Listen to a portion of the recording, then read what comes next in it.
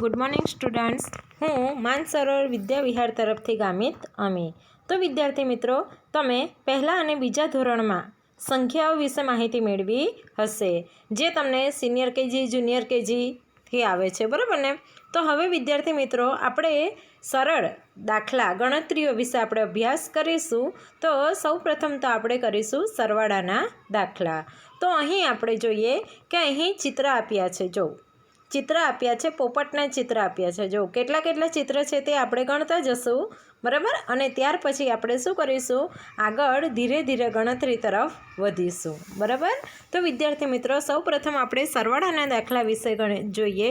તો અહીં જો બે પોપટના ચિત્ર આપ્યા છે. એક નાનો પોપટ નાચી રહ્યો છે, તે વધુ એક ત્યાં આવી ગયો, થઈ ગયા તે બે. ચલો, એક પોપટ તો હતો જ પહેલેથી, બરાબર? અને બીજો આવ્યો એટલે એક અને એક એટલે કે કેટલા થયા? બે. પછી જોઈએ બીજા ચિત્રમાં આપણે જોઈએ કે બે નાના પોપટ, એક બે એમ ત્રણ, વધુ એક ત્યાં આવી ગયો, થઈ ગયા તે ત્રણ. ચલો, હવે શું થયું કે અહીં ત્રણ પોપટ હતા, અહીં બે પોપટ હતા. જો બેઠા છે ને, જો ત્યાં બે પોપટ ચિત્રમાં, પછી એક આવી ગયો, બરાબર? એટલે કેટલા થઈ ગયા? 2 + 1 = 3.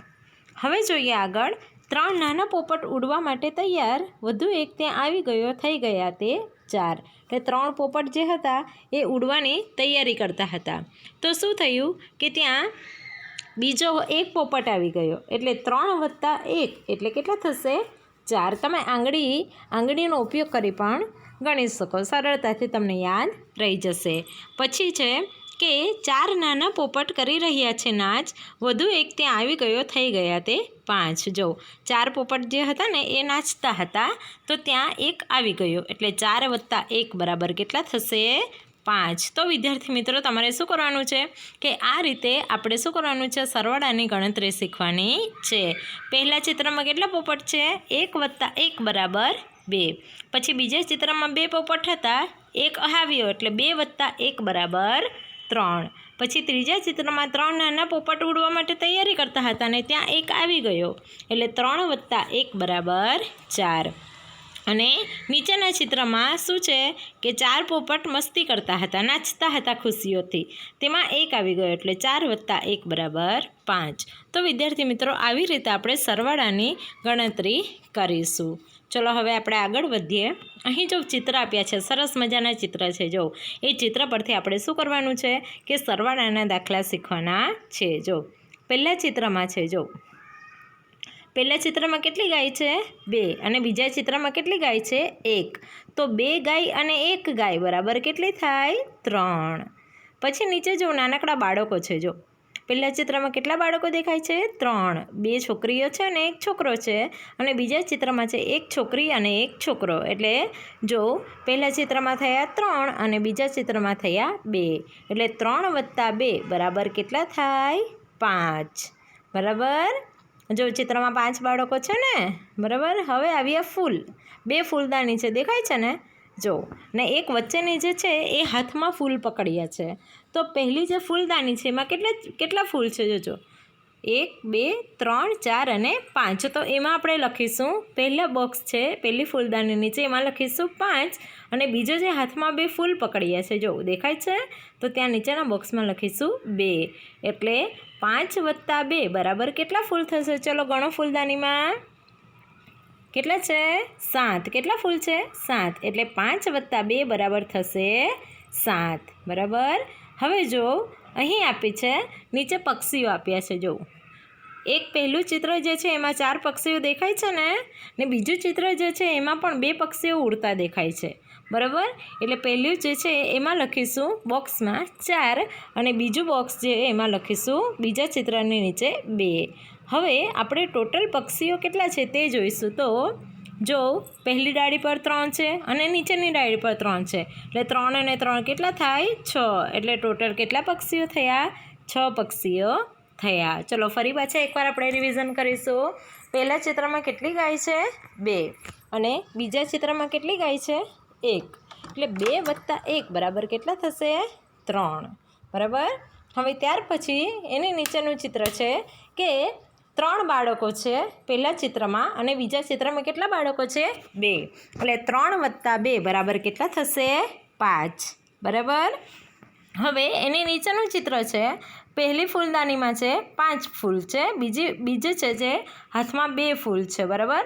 તો 5 + 2 એટલે ફૂલદાનીમાં કેટલા ફૂલ થશે 7 કેટલા ફૂલ થશે 7। હવે અંતિમ ચિત્ર છે એમાં જોજો પક્ષીઓ આપ્યા છે તો પહેલું જે ચિત્ર છે એમાં ઉપરની ડાળી પર 2 અને નીચેની ડાળી પર 2 એમ કરીને 4 પક્ષી છે દેખાય છે ને વિદ્યાર્થી મિત્રો। અને બાજુના જે છે એમાં 2 પક્ષીઓ છે એટલે 4 + 2 બરાબર કેટલા થશે 6। ખબર પડી વિદ્યાર્થી મિત્રો। આ રીતે આપણે ચિત્રની ગણતરીથી જો સરવાળાના દાખલા એકદમ સરળતાથી શીખી શકીશું બરાબર। હવે આપણે આગળ વધીશું। ફરી પાછા ચિત્ર આવ્યા જો સરસ મજાના ચિત્ર છે જો પહેલા ચિત્રમાં શર્ટનું ચિત્ર છે બીજા ચિત્રમાં ટામેટાનું ચિત્ર છે ત્રીજા ચિત્રમાં કીડી છે અને ચોથા ચિત્રમાં બુક છે બરાબર।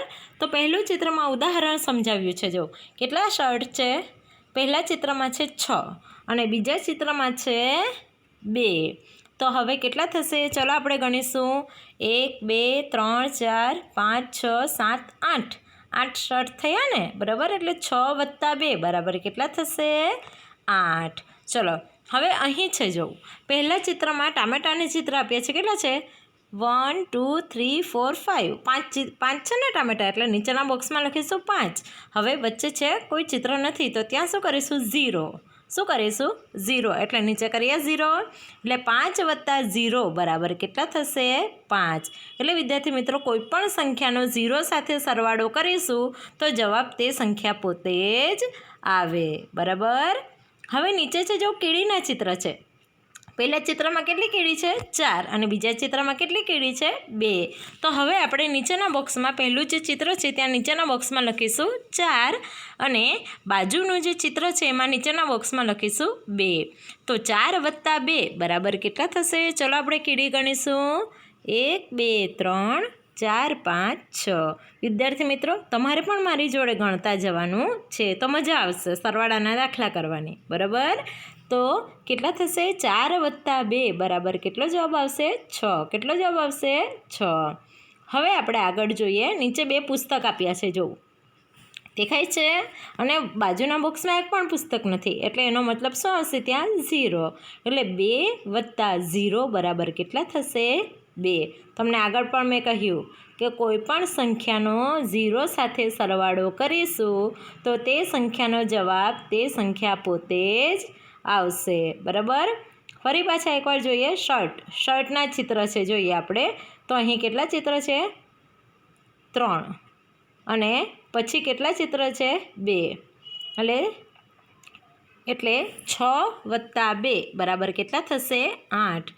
પછી છે ટામેટાના ચિત્ર પણ બાજુના બોક્સમાં નથી એટલે ત્યાં આવશે 0 એટલે 5 + 0 બરાબર 5।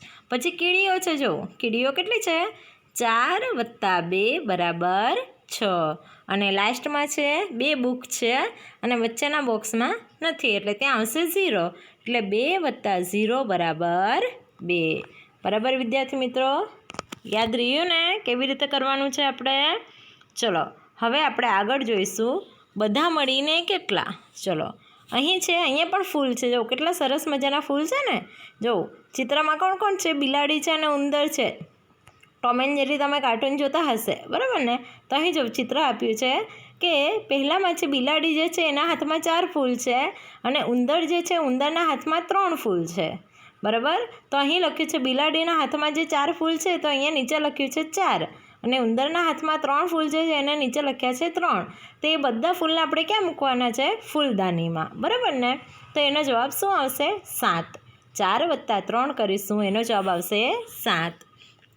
ત્યાર પછી છે જોજો નીચે પ્રાણીઓ આપ્યા છે તો સસલા દેખાય છે સસલા બરાબર ને તો પહેલા ચિત્રમાં કેટલા સસલા છે 4 અને બાજુના ચિત્રમાં કેટલા છે 2 અલગ અલગ પ્રકારના છે ને જો તો અહીં આપણે એ લોકો જો પાણી પીવા આવ્યા છે ને બરાબર તો આપણે જોઈએ 4 + 2 બરાબર કેટલા થશે 6 કેટલા થશે 6 બરાબર। હવે અહીં પણ ફૂલની વાત કરી છે જો કેટલા ફૂલ દેખાય છે આપણને 2 ફૂલ દેખાય છે ને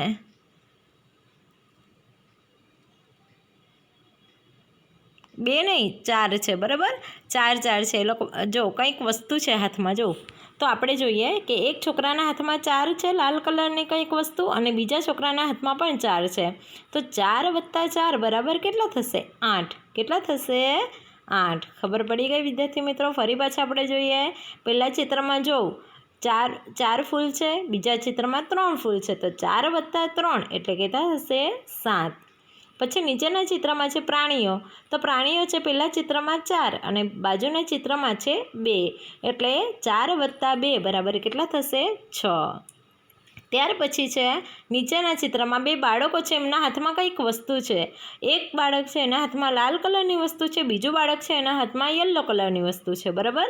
તો 4 + 2 બરાબર કેટલા થશે? 6. બરાબર વિદ્યાર્થી મિત્રો? તો આ રીતે તમારે વસ્તુઓની ગણતરી કરીને શું કરવાનું છે? સરવાળાના દાખલા શીખવાના છે. ચલો હવે આપણે આગળ જોઈશું. અહીં સંખ્યા આવી. ચલો હવે સંખ્યા પરથી આપણે કરીશું. તો જો અહીં છે 4 + 2. અહીં ઉદાહરણ આપીએ છે. જો બે મીંડા છે, પછી 3 છે. 2 + 3 બરાબર 5. પછી ઊભો સરવાળો છે. જો એ જ આડી જે સંખ્યા છે એનો જ ઊભો સરવાળો છે. જો 2 + 3 બરાબર કેટલા થશે? 5. અહીંયા જે મીંડા આપ્યા છે એને આપણે ગણી નાખવાના. હવે આપ્યા છે 4 + 2. તો આપણે પહેલાં 4 આંગળીઓ ગણીશું, પછી પાછી 2 ગણીશું. એટલે 1 2 3 4 5 6. કેટલા થયા? 6. પછી છે 5 + 1. 5 + 1 એટલે કેટલા થશે? 5 ને 1 કેટલા થાય? પહેલા હાથની 5 આંગળી અને બીજા હાથની 1 આંગળી. ચલો ગણો. 1 2 3 4 5 અને 6 એટલે કેટલા થયા? 6. બરાબર. 3 + 6. હવે 3 આંગળી લઉં અને બીજી 6 આંગળી લઉં તો કેટલા થશે? તમે લીટીઓની મદદથી પણ કરી શકો.